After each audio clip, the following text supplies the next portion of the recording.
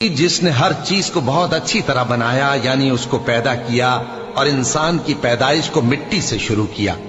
پھر اس کی نسل ایک قسم کے خلاصے سے یعنی حقیر پانی سے بنائی، پھر اس کو درست کیا،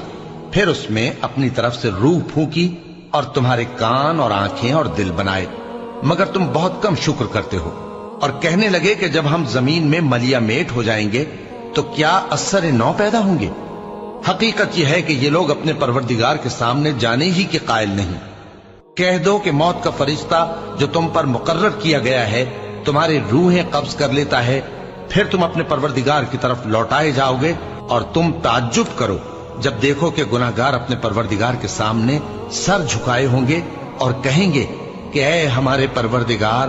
ہم نے دیکھ لیا اور سن لیا، تو ہم کو دنیا میں واپس بھیج دے کہ نیک عمل کریں، بے شک ہم یقین کرنے والے ہیں۔